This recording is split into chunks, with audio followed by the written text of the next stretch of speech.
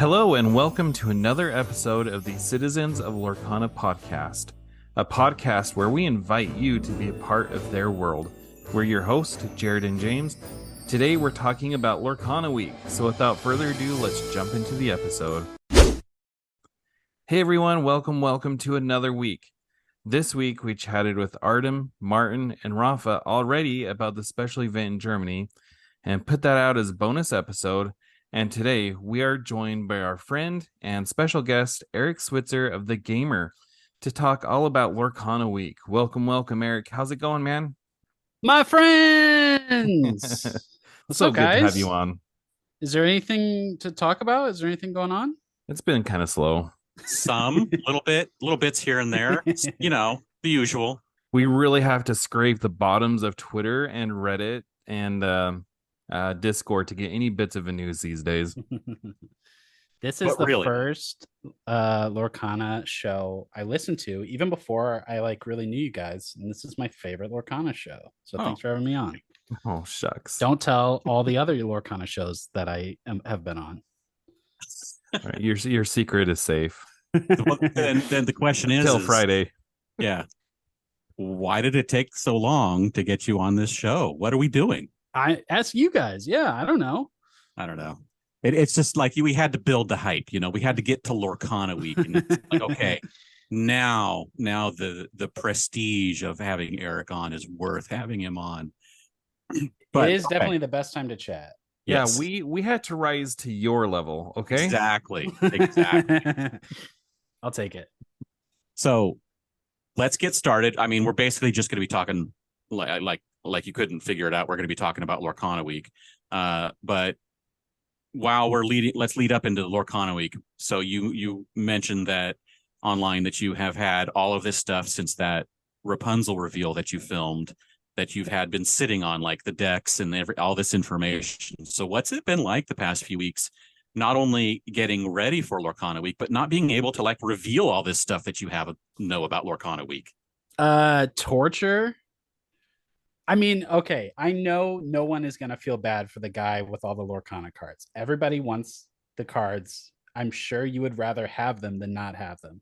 But I gotta say, sitting here with all these cards and no one to play with except my lovely wife, who's very understanding, it's been brutal. It's been so hard to know the deck list, to have the cards, and all these cards that no one saw until today, and not be able to tell anyone. It's fun, but it was hard. I can't even imagine the self-control that you must have had. I mean, because it's not like you're just a journalist who's assigned to cover Lorcana. You're actually in the community and a part of it. And so to have this knowledge, it's like it's a blessing and a curse. It's a blessing that you got it, but a curse that you had this knowledge that you had to keep to yourself. So nobody's gonna be able to go back through the Discord at this point. I mean, how many messages get posted there a day? Thousands. It's just a never-ending conversation. But if you could go back some weeks, I mean, you can just filter to the things I said. So maybe I shouldn't reveal this, but I told people about the app. I told people that when the app was coming, all the cards were going to be revealed. I may not have said it that explicitly, but I definitely said that in the Discord and nobody paid attention. Nobody noticed. I mean, if it wasn't explicit, then I mean, they were probably arguing about sideboards or Yeah. something like that. So Yeah, it's like yeah. there was some much more important conversations going on at the time. Right. I didn't say anything about full art Buzz Lightyear, so nobody noticed. Yeah. Sure. Wait. Are we getting a full art Buzz Lightyear? Just teasing. Just teasing. So in having to hold it all in, you did release the article today. It was today? Yeah, it's been a long day. Today about playing like 100 games with these starter decks. Yeah. And so you mentioned that you managed to play with your wife. How did you get in 100 games? Like, who could you play with? Like, was there anyone else you could play a game with? Wait. To piggyback off this, because in the article you mentioned how you did gold fishing where you played against yourself. What percentage of those 100 games were gold fishing? And then answer that in addition to James' question. A lot. I played a lot of games by myself, but you know what? It's way, not only is it easier than it sounds, it's actually like way more challenging than it sounds too. You should try it. Like get two decks and play both hands like you're trying to win. I And would if I could. it's really weird how quickly your mind gets into this mode where every time you pick up a hand, that's your hand. And you can almost forget what the other hand is. And I was playing games where I was getting down to the last turn and I didn't know which hand was going to win. Like I don't know if it's something specific to this game. It's not something I've done a lot or at all with like Pokemon or Magic or anything. But for Lorcana, playing against yourself, surprisingly satisfying. But I did that a lot and I was like taking notes and I was like very deliberately working my starting hand and trying to lean into the strategies of the deck and really just like picking these starter decks apart because I have known, everyone has known for some time that these starter decks are going to be available and a lot of cards probably won't be. So like I have a pretty good feeling that we're going to be able to get these starter decks and nothing else, and we're going to be playing with these starter decks probably for a while. And hopefully we'll get packs here and there that we can use to boost them up and make them a little stronger. But I don't know about you guys, but I have a pretty good feeling that we're going to be able to get starter decks, and we're only going to have starter decks. A lot of us. My local game store, because they had so limited product, and it's not the one that I've been working with. This is a different one. What they did was they created a season pass where you paid, it was $75. And with that $75, you got a starter deck. And then you got free entry into weekly events. So there's 2 events a week. And at the start of each week or the first time you go, you get 2 booster packs. So over the course of 6 weeks, you get 12 booster packs and free entry into the tournament. So what you're saying is true. Like we're going to start out with starter decks and every week we're going to get 2 boosters to customize these starter decks with. That's not a lot. James and I No. have the same store out here, and they haven't announced when they're going to be doing events, but they did say that that's where you're going to be able to get product is from those events. And we signed up for where was this other one in San Diego, right? San Diego. We signed up for a starter deck tournament in San Diego. You're going to San Diego? We're driving down to San Diego just to do a starter deck tournament, just to get a starter deck on like the day after release. So then we'll do it at our local store too. So we're just going to end up with so many starter decks. It's awesome. Which is fine because we'll get that extra booster pack. Yeah. So it was really important to me to be able to do like really comprehensive and thoughtful guides and like breakdowns for these starter decks, which is not something that I would do with like a typical Pokemon like V Battle deck. Who cares? Like those are for little kids. Like nobody's trying to be competitive with a starter deck. But for this first Lorcana set, I think people are going to be playing these starter decks a lot more than they ever will ever again. So I spent a lot of time analyzing these decks and trying to get to the heart of their strategies, their strengths, their weaknesses, and that's a lot of the stuff that I published today on the Gamer. Yeah, so if you want some detailed breakdown, there's really good articles because you wrote basically like the 100 games article, and then you actually did a breakdown of each deck article. So there's a ranking. And a ranking. Yeah. So there's plenty to read, but just summarize really quick, kind of just the basics of what you found out about the decks. Sure. So I also published a gameplay video with Brian Miller this morning on our YouTube channel. And he explains at the beginning of that video that there's like, or maybe it's the interview that's coming out tomorrow. I can't remember, but he explains that there's like a rock, paper, scissors quality to these 3 decks. And I totally found that to be the case. So to quickly summarize them, you've got your Steel Sapphire, which is the ramp deck. So its whole thing is about getting extra ink into your well early so that you can play big bodies and win quickly. It has no evasives, but it has a lot of removal. So it's got action cards like Fire the Cannons and Smash and Grab Your Sword, which are really good for removing small bodies from the board. So it is the deck that beats the Amber Amethyst deck. The Amber Amethyst deck is your weenie deck. It's your go wide.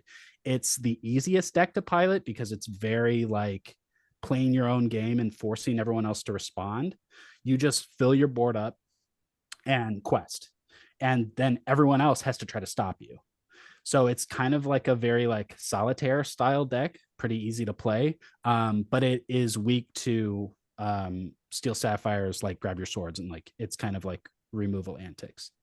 But in turn, that Amber Amethyst deck beats the Ruby Emerald deck. The Ruby Emerald deck is your combo deck. It's a control deck. So it's about like removing lore, playing cards like Jasper that stop your opponent from questing, things that can really slow down Steel Sapphire, which is Steel Sapphire's weakness, right? It wants to be able to get in early and get stuff done. And Ruby Emerald can stop it from doing that. So it plays cards that bounce things back into your hand. So you get a big card out, and then the Ruby Emerald can like put it right back into your hand, stuff like that. It is weak to the Amber Amethyst because it can't control enough. Once Amber Amethyst fills up the board, the Ruby Emerald deck just can't slow it down. There's too much to deal with. So that's sort of the triangle. The Ruby Emerald beats Steel Sapphire beats Emerald Amethyst, or Amber Amethyst beats Ruby Emerald. I can't believe I got that mostly out of my mouth. It's awesome. So, and without using all of your shorthand terms, the Ruberald and all of that. Steel Fire. That's what we have to call them. It's Amethyst, Ruberald, and Steel Fire. That's the rule. Call them that. I know there's already there's a lot of people who are practicing with these deck lists now. Yeah. You've mentioned that there's a rock, paper, scissor element to it, as did Ryan Miller. Yeah. And when you're at Gen Con, the way that it's described is that you're going to be randomly assigned a deck, but also you're going to be randomly assigned against people that were also randomly assigned other decks. So is there any, how much benefit is practicing going to be once you get past learning the mechanics of the game? That's a great question. If I have Steel Sapphire and I go against Ruby Emerald, do I really have much expectation to beat that person? Yeah. So yes, for sure you do. Because I'm coming from the perspective of piloting these decks correctly, and you can't assume that your opponents at Gen Con playing with the starter decks, many of them for the first time, are going to be piloting these decks correctly. So if you can show up to that tournament or any of your local tournaments, this isn't just like Gen Con advice. This is like launch day advice for any of your local events. If you can show up knowing how to mulligan and knowing how to lean into each deck strategy, you will have the biggest advantage, way bigger than whatever that deck is like meant to beat, right? Just like knowing which cards to start with and what order to play them is going to give you an advantage, even if that deck is technically weak. Follow-up question here. I have come to learn how important mulliganing is, and I'm trying to remember. I read your deck articles. Do you go over, like, when you're playing Steel Sapphire, these are the cards you want to look for when you mulligan? Is that in there? Yep. So the 3 starter deck guides all have a mulligan like starting hand category where we talk about. It was a busy day.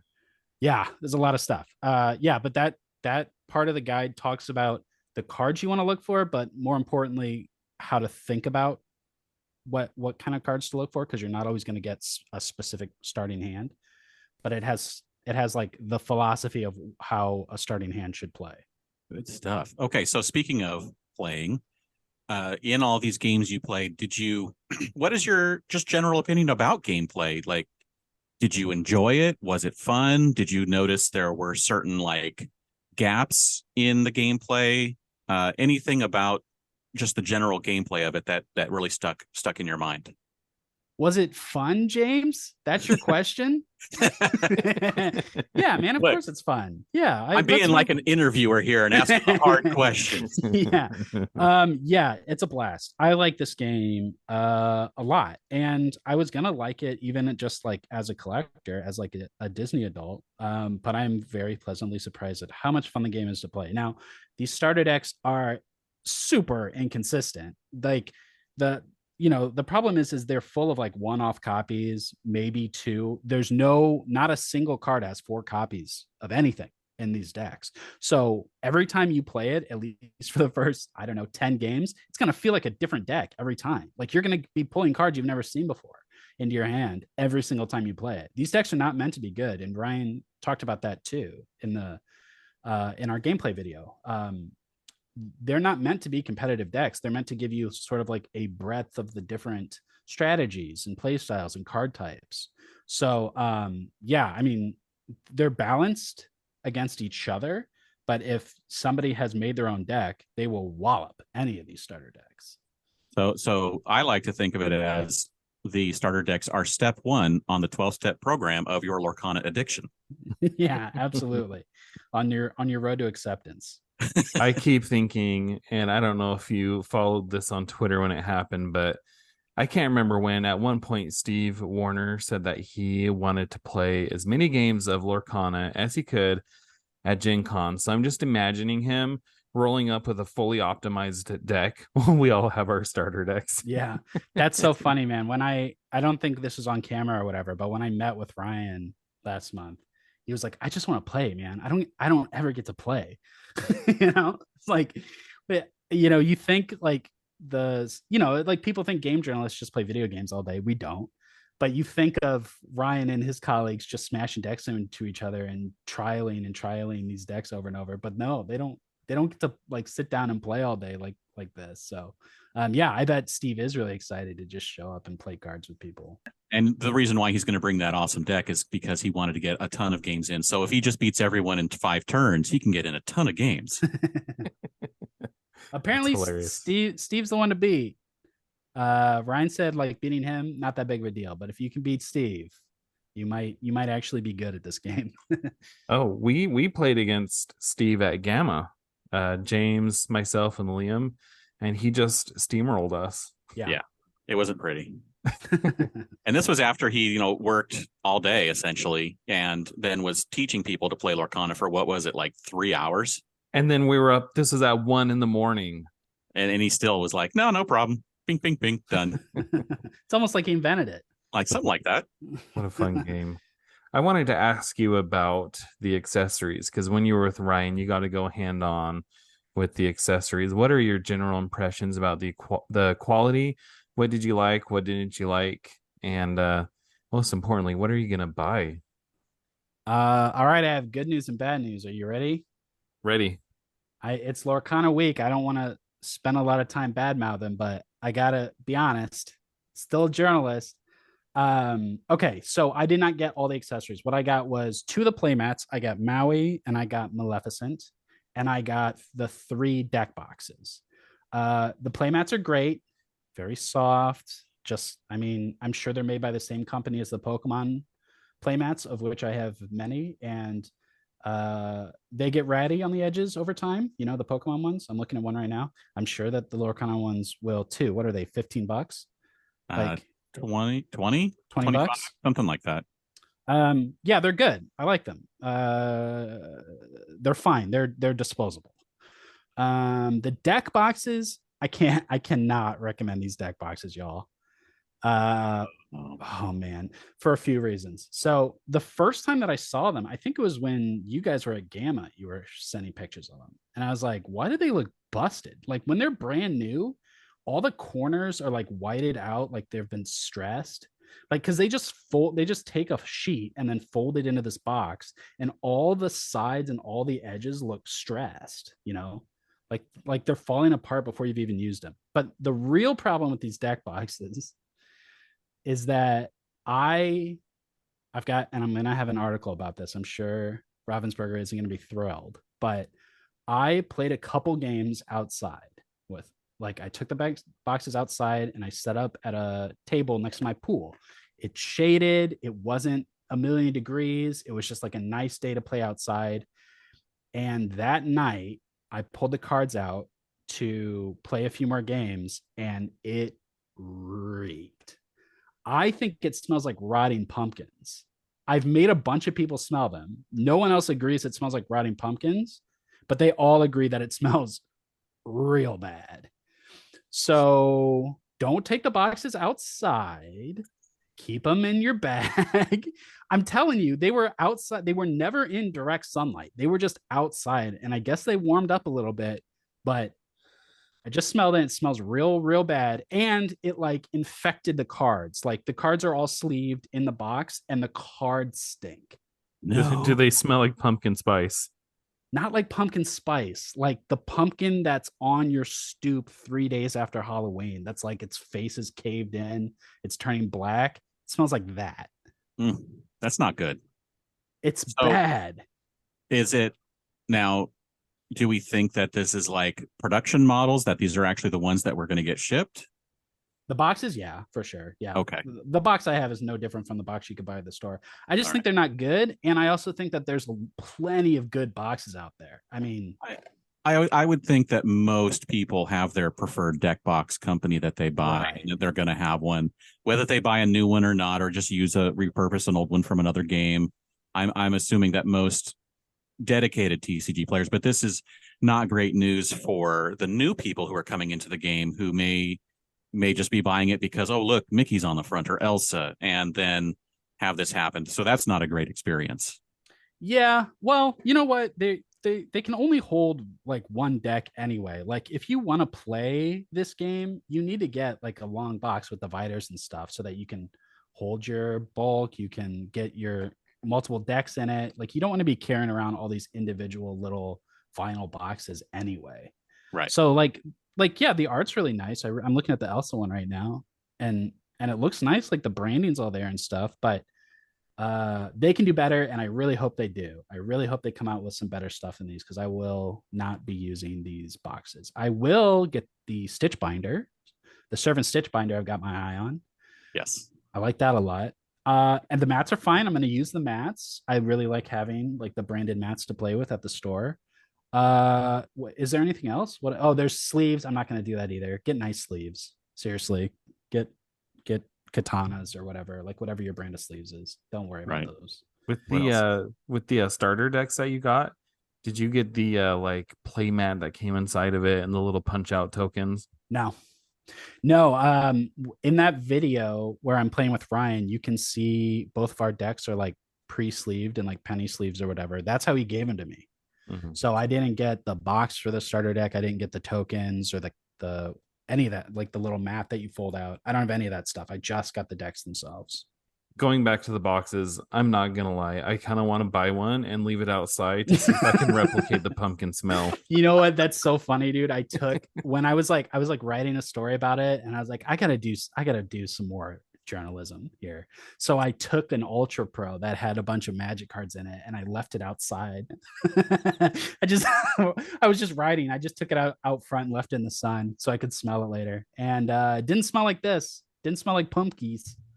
I'm still going to buy them because I just won't take them outside, and I won't put cards in them. I'll just leave them in the package to be like, pictures that are awesome that I can put on the shelf or something. Yeah, for sure. Still a cool collectible. Still for sure a cool collectible. And especially for, the first set. Like if you want to get all the stuff just to have it, I totally support that. I would not use these boxes. You can do much better. Okay. For not for more money either. Right. Okay. So we're going to move on to the cards that you got handed. Yeah. And now that we have the entirety of the first chapter revealed, right? I don't know if you have had a chance to look at the play of those or the details on them, but let's go over maybe in all of these games, what was your favorite card to play? My favorite card to play from the starter deck? I said this on a podcast the other day, but man, I really love Outlaw Aladdin, Heroic Outlaw. What a demoralizing play when you shift into that and start swinging on people and make everyone lose. Because remember, in multiplayer, everybody loses 2 lore when Aladdin banishes. So I get 2 and everyone else loses 2. It's a 4 ink swing. And if you can work in something like that LeFou or his action that I can't think Shield of Virtue. Yeah. So the Shield of Virtue is a great one to like reset him to keep him safe. or you can use that LeFou to ready him. Like if you can figure out ways to keep him alive I think if he only lives for one turn, he's still plenty of value. But if you can use one of your action or items to keep him safe for another turn and swing again, it's awesome. It's an incredible card for a starter deck. Yeah, that's an 8-point swing right there.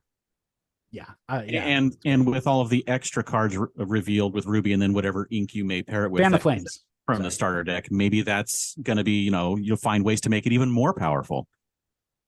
I think so. I think it's definitely playable in a constructed deck with like Fan the Flames and the Shield of Virtue. I think you can build around it for sure. Okay, so then on the opposite side, what is your favorite card art from the starter decks? Ooh. You get one Stitch Abomination in the Ruby Emerald deck, which is our only alien Stitch. So I really love that one. Most of my favorite art isn't from the starter decks. I really like that second Moana that we saw today. Yes. Where she's like parting the sea.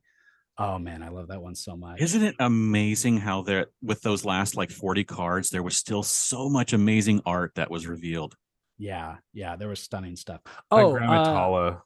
Yeah, I love the artwork on that one.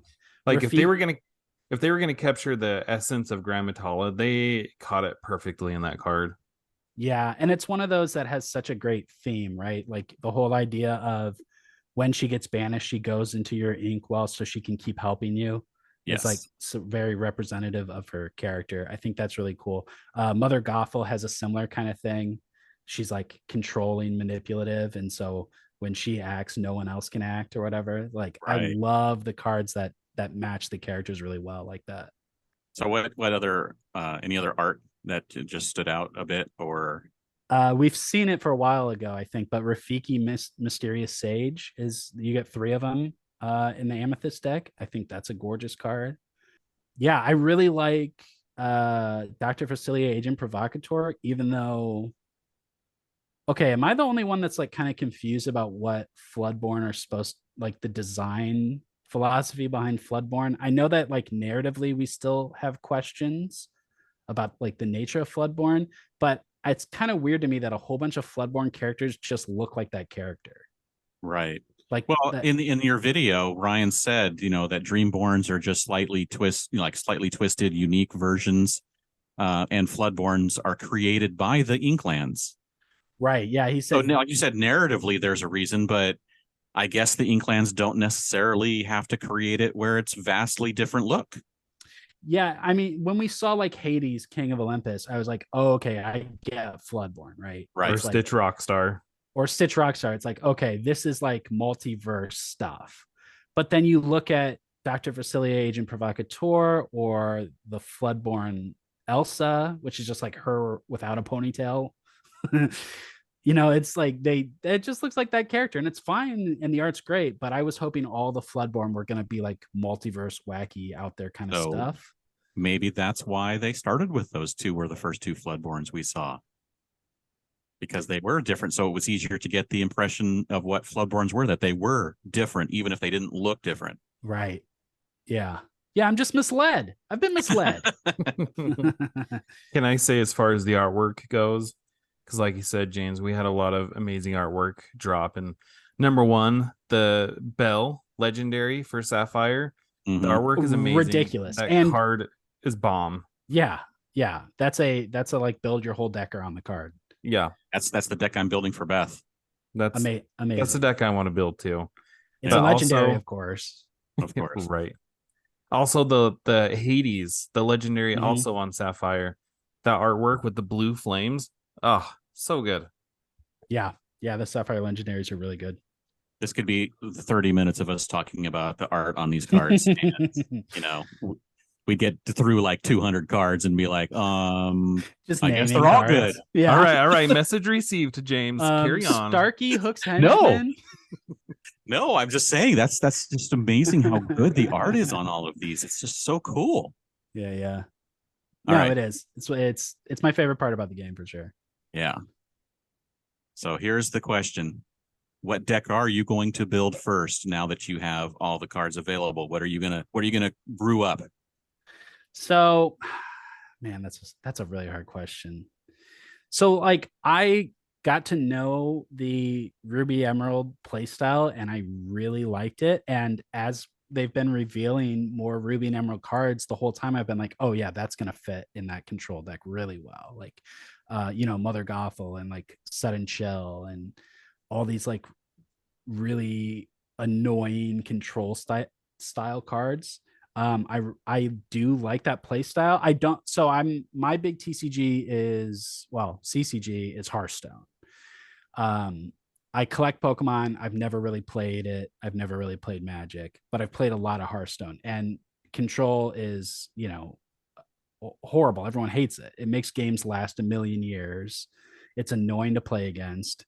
And I don't play Control in Hearthstone, but I think that in Lorcana, I don't think a control deck is going to make games last a million years. I just don't think it's built that way. So I think it's not going to be that oppressive, and it doesn't seem like from the like vague rumblings of the meta that I'm seeing among Discord users that control style is really what people are even pursuing. Like everybody wants to steal plus something, right? Everybody wants like big bodies, big damage, win fast. It makes sense. So I like the control style and I'll probably pursue building something like that, but I don't expect it to be like top tier meta or whatever for set one. Man, I have the same issue. Like there's a content creator duo out there called the Forbidden Mountain, and today they released like 11 core packages that you can build decks around. And like I want to play Sapphire, but then they're like, oh, Amber has this healing package. I'm like, wow, that'd be really cool to get my big bodies out on the field and then I could heal them. And then like Ruby has this evasive package. And they're like, oh, I could do that. Like my problem is there's so many decks I want to build. and this goes to the fact that there's 6 different inks. There are just so many different combinations that you can build. I don't know how I'm going to have time to test them all out. Or the money or the card availability. Yes. I have determined that even though most of my favorites because of Frozen are in Amethyst, which will then make that probably the color ink that I choose most often, I really otherwise don't have a favorite. I just want to play with all the different styles and play with all the different combinations and build all the different things. And I think that's going to be probably where the fun is of this game, is that, you can show up every week to the weekly at the local store with a new deck and test it out and have fun with it. Because, I mean, that is kind of going to be the point, is to have fun playing a game. But just what it feels like is that you can do that and not get stuck with like, okay, I have to build the deck with this color because this is the only way to win. I think that it's just looking like there's going to be multiple avenues to have decent decks.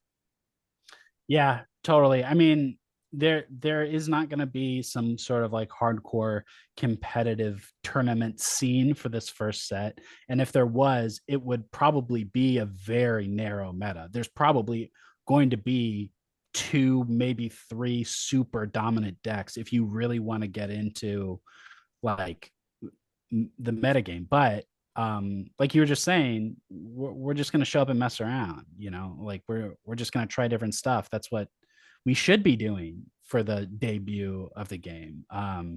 And so hopefully like we're not at a store where people are taking it crazy seriously and spending thousands of dollars and trying to net deck our butts off.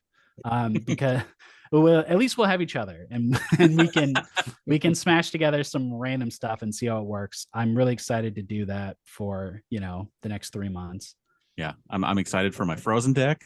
I want to build a bodyguard deck. I want to build a ramp deck. I want to build a deck around Giant Fairy Tink and see how that goes, and just all these different things, and just have some fun doing all these different things. Yeah, Ariel Who's It Collector keeps popping into my mind every time I see a cool item.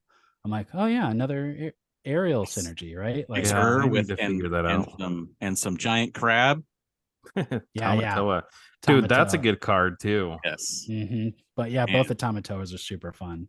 Yes. So much fun. That was I can't, it must be in the interview tomorrow, but Ryan says that the drab little crab was his brainchild. That's so awesome. I love that. I love that card. Yeah. Yeah. Same. All right. So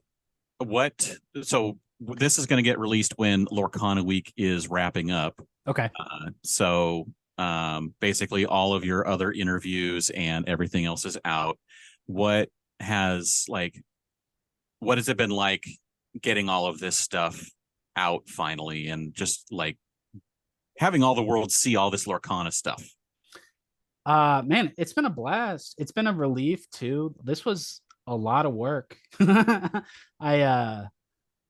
It's basically been like me and Joe Parlock, our TCG lead at the Gamer, leading this for a long time, and we eventually got a lot more editors involved. Our editor-in-chief Stacy is really into the game now, and she wrote some great pieces this week, and we've had features submitted from pretty much like all of our editors at this point. Just like me and Joe's excitement has gotten everyone on our team interested in the game and wanting to write about it. So it's been really fun as an effort on our end to like all come together to do this thing. We've only done this a couple other times. We did a Dragon Age week a couple years ago, and we did a Mass Effect week right before the remake trilogy came out, where we like went and found, devs that have been out of the business for 10 years and had them talk about like the making of those games and stuff.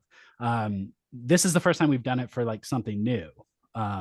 So it was a different beast, we're like figuring out how we can work with Ravensburger and pushing them for more access and asking for stuff and just like going back and forth. Huge learning experience. But to answer your question, it's just been really fun to finally let everybody see what we've been working on and get it all out there. I mean, I just really love this game, man. To piggyback off of what you said, where you're like, Joe and I have gotten everybody excited about it because of how excited we are. I mean, as silly as this sounds, I work as a chiropractor. I think a lot of people know, but even a lot of people that pass through my business, like I can't help. And I usually end up talking about, I'm going to Gen Con and this is why I'm going. I'm waving a giant nerd flag here, but it's really awesome. And so many people like get excited because of how excited I am. And if they're not wanting to play themselves, they're like, oh, this would be something my son would probably be interested in. And I think that speaks volumes to the long-term success of Lorcana. That's hilarious. That you're just like doing an alignment on somebody talking about Big Tank. I'm a talker. When I have patience on the table. So mentioning that Jared's going to Gen Con, let's talk about the future of Lorcana a little bit. What are you expecting to see? Because Eric, you're going to Gen Con, but not for very much time. Yeah. But so what are you expecting to see and do? And is there anything that you're looking forward to while you're there besides just being able to be at the event itself? The number one thing for me is meeting the community. I think that's going to be so cool. So I'm only there on Saturday. And like, I got to pick my badge when I get there. I got to like check into my hotel. Like I'm doing an overnight flight.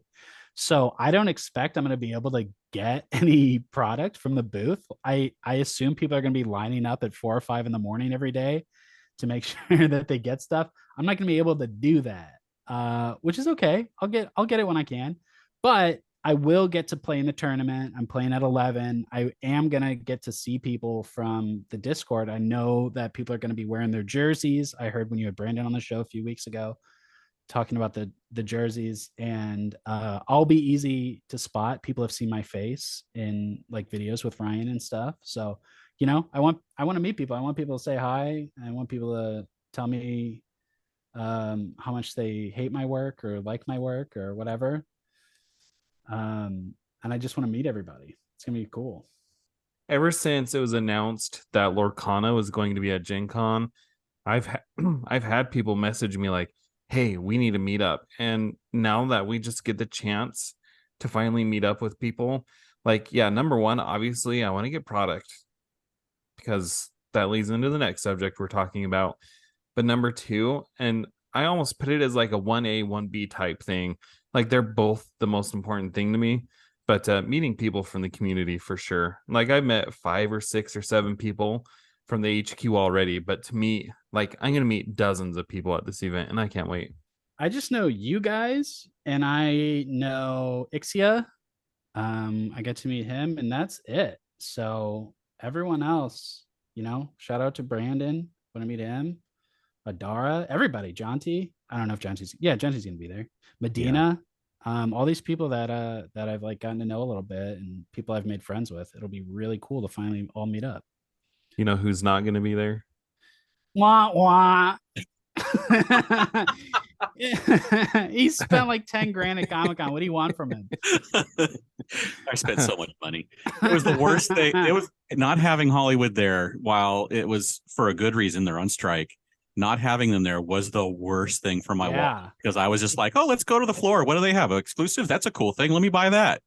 And me, dude. I was the other problem because I just kept buying stuff and bringing it to you. I was like, yeah, you're like, hey, do you want this? I'm like, yeah, sure. Why not? It's like, I'm not actually pulling out my wallet right this second. So it's like, oh, I don't care how much it costs right now. Yeah, dude. I was the one waiting in line. And then I would just find him and be like, hey, I bought this stuff. You want to buy from me? And just giving it to him on the floor.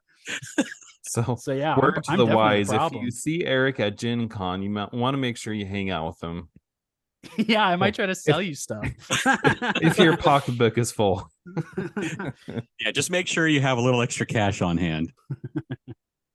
All right. So speaking of having some cash on hand, there was a question that we needed to ask and talk about this subject, Jared. What is it? Allocation. Tell us what you know about allocation. Okay, we're recording on Tuesday, so I have to give you a little inside baseball because I have a bunch of I have a dialogue with Ravensburger that I am currently waiting on responses. So when does this come out? Friday morning. Okay. If you're listening to this right now, there's probably an article out right now where I have talked to them about allocation. I hope. I'm crossing my fingers. I think that's going to happen. But what I can say is I've been talking to store owners. I've been talking to a lot of them. And if you're in the community, you've probably heard it's pretty dire. These even really big stores are getting very limited stock. James and our store is Kingslayer. They have 2 locations. They're the biggest, I think, in Orange County, and they're getting 100 boosters or boxes between 2 stores. They're not even going to sell it. They're just going to like open it up and sell singles and give it away as tournament prizes. So the 2-week lead on LGS is like, sure, that's like a sign of good faith to local stores. But if they have nothing to sell, then it kind of misses the point. So how did that happen? I don't know. I know that at Gamma, when you guys were there, Ryan talked about underestimating the how much people wanted it and wanting to print more. I don't necessarily know if I believe that. How could they not know how high the demand was going to be when making a Disney product? I know. But whatever the case may be, all we can really do is hope that it gets better later on. Today, when the app came out, we found out all the stores that are going to be, all the big box stores that are going to be carrying it on September 1st. And it's not just Target and Walmart. Yeah, it's so many. I was so surprised. It's ridiculous. It's like Hot Topic, Best Buy, FYE, a store I haven't seen in 10 years. I used to buy CDs there in high school.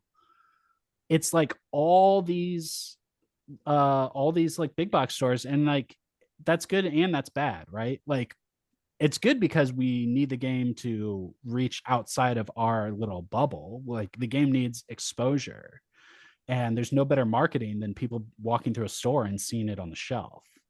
So on the one hand, it's good. And then on the other hand, it's really hard to see all these local stores starving for product while FYE and Hot Topic stock stuff. Now, we don't know what they're going to stock. It could just be gift sets and starter decks. Yeah. Sure. And then like, fine, no big deal. And that's that would be for the best. They're certainly not going to have booster boxes.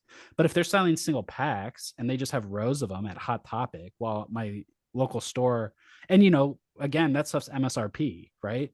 While my local store is, I feel like I'm getting gouged because stuff is double MSRP there. It's not going to be it's not going to be a very feel good launch. But that's stuff that's just got to get figured out over time, I guess.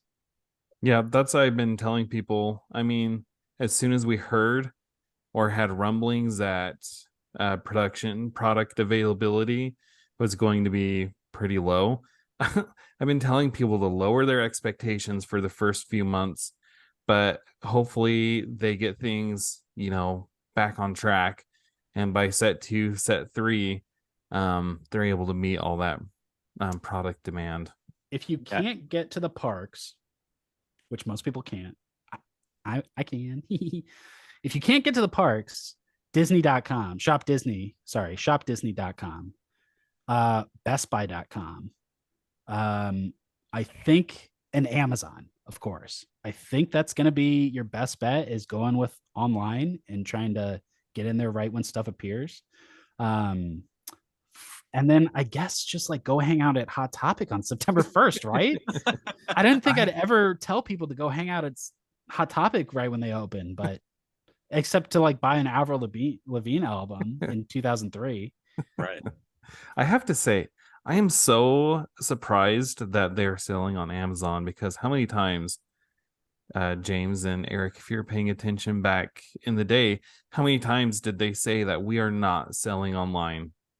I think it was that they were not allowing it to be sold online. I don't know about not selling online, but I know that they do. Ravensburger does have an Amazon store. So I don't know if it's just going to be, I don't know if they're going to let like random stores post up their stuff on Amazon. If they can stop that, I don't know if they can. I'm sure random people could, but I think Ravensburger themselves may be the ones selling it on Amazon. Yeah, okay, that would make more sense. So I don't know anything about this. I'm getting into a weird place now where like when I say stuff, people think I'm saying stuff that I know, because I used to know some stuff that I told everyone this week. So I don't know anything. I'm just going to speculate for 1 second based on nothing. But this feels like we're at a bit of a tug of war between Disney and Ravensburger, because Disney wants to make money and Ravensburger wants to make a successful card game. So it kind of feels like the whole 2-week early local store thing was a concession for Ravensburger. But then selling it FYE and Hot Topic and all these Disney partners is like, the big business Disney machine saying we need to get our product everywhere. So I feel like that's why it feels uneven. That's why it feels like it feels off, because I think that there's probably some kind of a little bit of a tug of war between these two companies. That's my guess based on knowing absolutely nothing. Yeah, that's kind of how I feel about it too. And I think that having them say that they're getting, the stores are getting the 2-week period for this first 6 sets, I'm hoping that they learn from this first one and adjust those numbers so it has a much more of a feel good thing going forward. Maybe not for the second set as much, but definitely for third sets and on, where the stores then are taken care of and the game is a success because so much was pumped into the retail market that there are now a ton of people who want to play. And now all these local game stores have this influx of people, and they support that by sending more product to them. And I think I hope it works that way. I hope that's kind of the path that they take, the plan that's happening. But yeah, this initial low product on the LGS and maybe high product and all the retail stuff, because now with like 8 different retail chains, that's a lot of product they're gonna have to ship. Oh my God, can you believe how much that must be to sell it on Best Buy's website and Amazon and Target? Like, yeah. Good Lord, that must be so much product compared to what local stores are getting. There's only a couple thousand local game stores in the country, Right. And there's like something like over 3,000 combined Targets and Walmarts. Yeah. They've got to have so much more. I don't even have a guess. 70% of the product is going to big box. I don't know. It's got to be more, way more. Yeah. But I just want to put a cap on this online thing. I went on Twitter and looked up, and these tweets that they sent out said they will likely be available online. So my memory was incorrect, and I just wanted to correct that before this went out there. Okay. Let the record show. I was wrong. That was first So- time for everything. Let's get to the final topic that we want Okay. to talk about tonight, and that is the future of Lorcana. Mhm. Where do you hope it goes, and where do you think it's going to go? What's the most likely path it takes, but also where do you hope it goes if that's not it? So my hope is that the local play scene is healthy. My fear is that it won't be, because I have to compare it to Pokemon. Highly collectible game. A lot of places it's just not played at all. When you talk to like Jonty about Toronto, he's like, nobody plays Pokemon here. You can go to any store, nobody plays Pokemon. Now it's different where I live. Like our store, Kingslayer, has multiple Pokemon nights, and they do pre-release events and stuff. So Pokemon is getting played. I'm on my way to Pokemon Worlds in Japan to watch all the thousands of top players play. I know Pokemon's getting played, but it's not like Magic. It's not getting played the way Magic is. My sincerest hope is that Lorcana is somewhere in between and not just a collector game, not on the Pokemon side of collectible first, game distance second. Because I want to play this game. Like I've been collecting Pokemon cards for a long time, and I've gotten to a point with it where I'm like, oh, that one looks cool. I guess I want that. Like that's all the passion I have for it, because like I got all these cards, I'm not doing anything with them. They're all in a binder in my closet. I have some on display. I have some that are special to me or whatever. Like I love Pokemon cards, but I'm not like passionate about collecting the stuff. Like I want to collect Lorcana cards for a reason. I want to be able to like actually play the game, and I don't want the scene at my local store to dry up and have no one to play with, because when it gets to a certain point where it's not popular enough for you to continue investing and playing in it, if it's just going to be, me and James meeting up once a week to play the same decks against each other because nobody else wants to play, I don't know how long that's sustainable. So that's not where I think it's going to go, but I am worried it's going to go that direction. And that's really going to depend on what we were just talking about. If Ravensburger can get the product to the stores and give the stores the support they need to create and foster that scene. I have to say the same thing, and I think you would agree too. Like we all just want to play this game. Like we've invested, I mean, basically a year of our lives up to this point talking about this game, and I'm committed to making the local game scene work here in Las Vegas. My hopes would be, in addition to the local game scene, is that we do get some of the stuff like Pokemon and Magic have with the regionals and the nationals. And I mean, I would love for nothing more than to go to Disneyland and watch a national or world championship of Lorcana out there. My fear, just like Eric said, with the limited product availability, and even speaking about this, if 70%, and I know that's just a hypothetical number, but if 70% of the product is going to big box stores, there's going to be a lot of people buying this game, but how many of those people are going to go to the local game stores? We talked about this, I think last week with Gavin and Sarah Jane. So many of these people are probably just going to play at their kitchen table, but I really hope that Disney Lorcana has a plan to convert some of these people into playing at the local game store and eventually buying from their local game store as well. And I really hope that we as a community are welcoming to all these people that come out. That's one thing I'm not worried about, actually. I think that I don't see this becoming a toxic community to be part of in any way. It's just the Disney adult vibe. We're like, we definitely are a group of people that want to make friends. Yeah. We want people to nerd out about Mickey, Yeah. and Frozen Oswald. and Oswald. And hey, did you hear about this thing about Disney from like 80 years ago? Yes, I did. Well, then you're my people. Let's go play a game. Dude, how can you bully someone over like Lilo and Stitch? You know how ridiculous you would look? That is true. I know. I was listening to somebody that I can't remember what podcast it was, but they're like, "Oh, do you think people will get made fun of if little Johnny shows up with the princess deck?" And I'm just like, "No, I really don't think that's going to happen. I really don't think that's going to happen because I think a lot of us are going to show up with princess decks." I'm gonna say I'm gonna be rocking a princess deck at least once.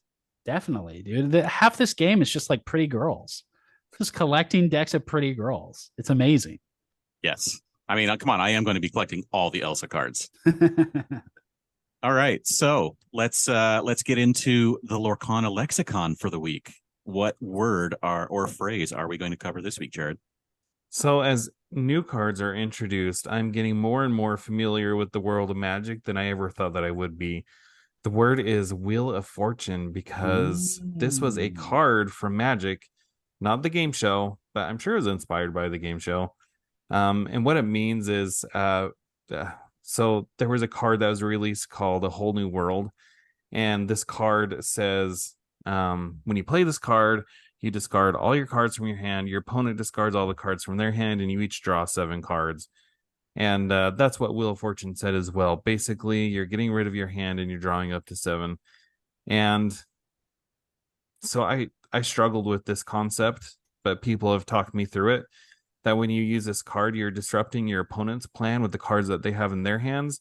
And ideally, when you play this card, you are out of cards as well. So you're fueling your game plan. Yes, the professor's research, I think. Or that might just be for your own hand. Oh yeah, that's another one like in Pokemon, Professor Oak, right? Yeah, I heard that name mentioned. Yeah. It is a weird one. I can see why you were like confused about the utility of it because it seems like you're helping your opponent as much as you're helping yourself. But right, if they have a plan and you can disrupt that plan, that's going to be advantageous, even if they end up with more cards than what they had before. Yeah, it's all timing, right? Yeah. and I'll just say with that Bell card we were talking about, Wheel of Fortune is definitely the card I want to play on turn 5. So I can fuel that inkwell. Right. I like it. Okay, so this is Lorcana week. There is a massive amount of news. Mhm. All of the cards have been revealed.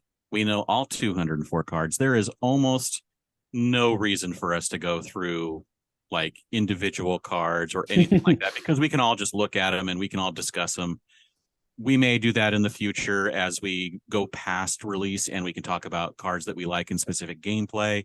But for now, there's a ton of news out there, and it would be something that, I don't think we really need to cover in our news section. It's all out there. The app is out. The app is awesome. It's so nice looking. It's clean. It's functional.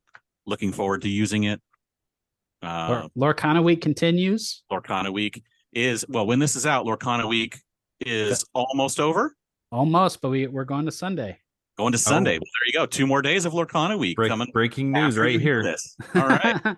So weeks of 7 days, baby. 7 days of Lorcana. All right. Hey, you know what? It's Lorcana is life now, right? That's right. Yeah. Yeah. And that's not, I'll just say, that's not like the end of our Lorcana coverage by any stretch. Of course not. And so Sunday is 4 days before Gen Con. I'll have something for you for Gen Con. I will. That is crazy. Yeah. Oh, so well, now I'm excited. We'll keep the ball rolling. Nice. So as you mentioned, I think you mentioned it in a podcast or in an interview recently. You want the gamer to be a Lorcana hub for information and news for people to find out about Lorcana. And so far, I mean, you've been doing a great job with there's a massive amount of stuff you guys have been cranking out with all of the, and not just like, here's the deck list, but actual reviews and discussions and all of that kind of thing. So it's really appreciated that there is this place to send people with, do you want to find out about stuff? Go read all the articles on the Gamer. So that's really cool. Thanks, man. I mean, I get why the big sites aren't doing it yet. They're going to wait for the game to pop, and then they're going to capitalize. But we have an opportunity to be the Lorcana site now and grow with the game. And I think that's really cool. I'm excited about it. Right. I just want to know, when are we going to get an article about which deck to play according to your astrological sign? I think that was yesterday. I want to say that came out Thursday. Wait, did it really? Yeah. Okay. Oh my God, we are all over that. If you Google Zodiac, or not Google, if you go to the gamer and you put Zodiac in the search bar, you'll find, I don't know, 500. Like, people love it. People love that. Yeah, we have that. We did that for Lorcana. I think that went up yesterday. Hey, James, I'm sensing a future podcast idea here.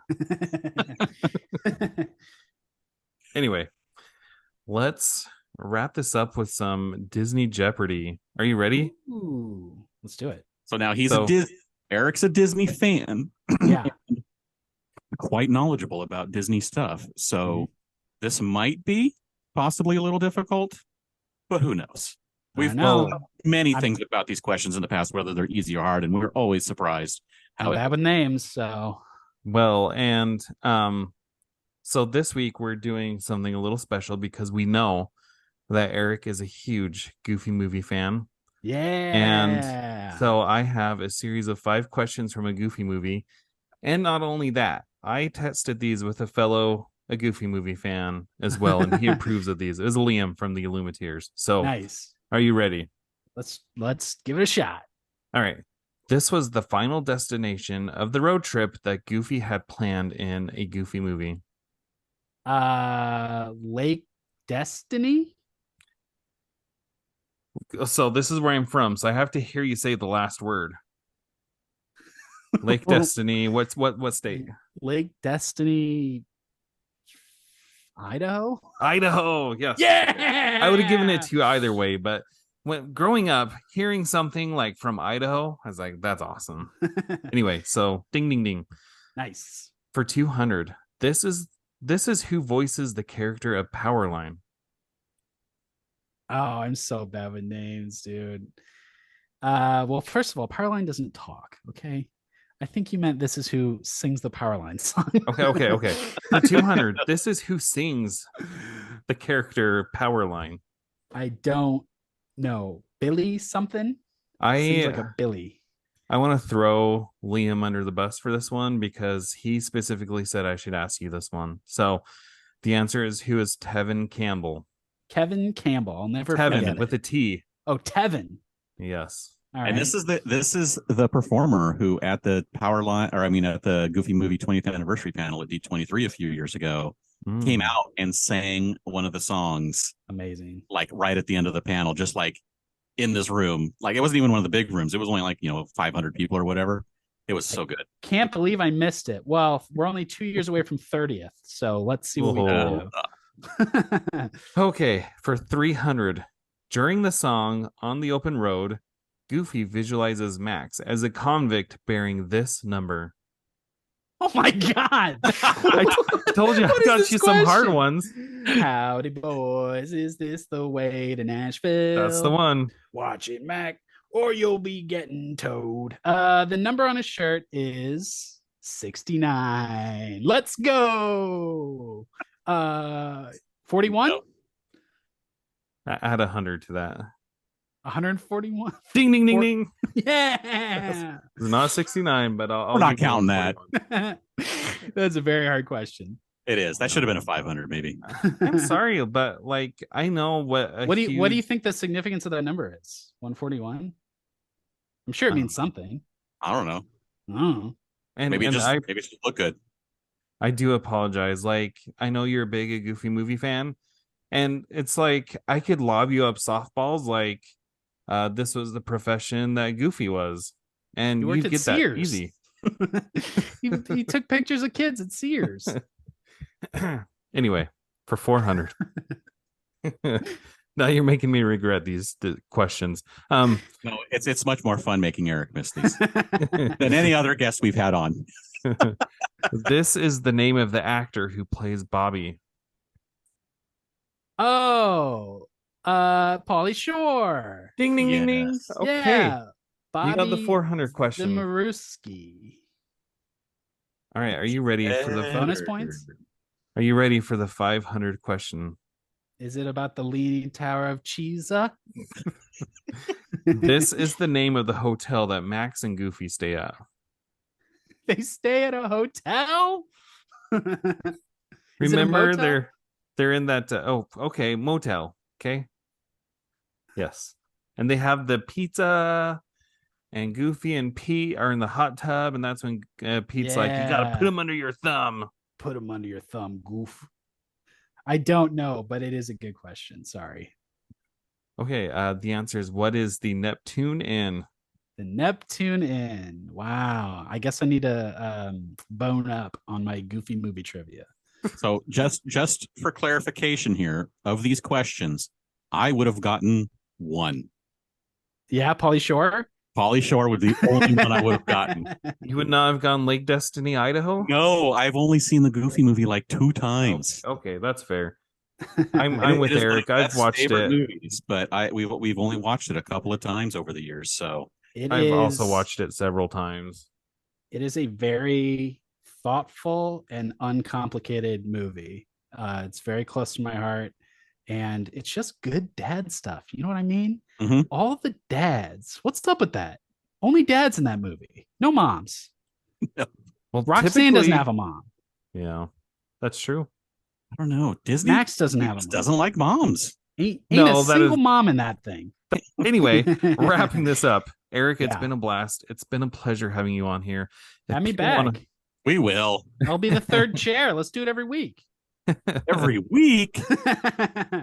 You're too busy. I am. So I really am. We can't afford you here. If people want to find you, I mean, we've talked a lot about the gamer already, but if people want to find you, where can they find you? The website formerly known as Twitter. Yes. I'm still on there for the time being. They're trying to ruin it, but I'll stick it out. That's at Epic Switzer. Spelled like it sounds, I think. I've always said that, but I don't know if it's true. So it's pronounced Switzer and not Switzer? It is. It's okay. My bad. Switzer, very German. Ich bin Switzer. And the gamer, and I'm on the Discord. I change my name all the time, so it might be hard to find me. But right now it's the Eric the Gamer, so that should be easy. Yeah, that's easy right now. It's easy right now. I think if you just at Uncle Jasper, it'll tag you. If you just go on the Discord and say, "Where's that gamer guy?" somebody will point you in the right direction. Yeah. There's this handy little function now in the Lorcana news section where you can go and click, and there is a thread, or whatever we want to call it, a post for the gamer. And so you can go in there and you can get all the articles from the gamer. It's pretty awesome. Yeah. If you want to catch up with Lorcana Week, we have a hub. You can just go to one page and just scroll through 80 articles or something ridiculous like that. And we've got our videos on the Gamers YouTube channel. My stuff with Ryan is up now. We just put up a new interview. So it's been a very, very fun Lorcana Week. I hope everyone enjoys it. Yes. And it's thegamer.com. Thegamer.com. All right, cool. All right. And if you liked what you heard, you can subscribe to us on YouTube. You can subscribe to us on the podcast of your choice.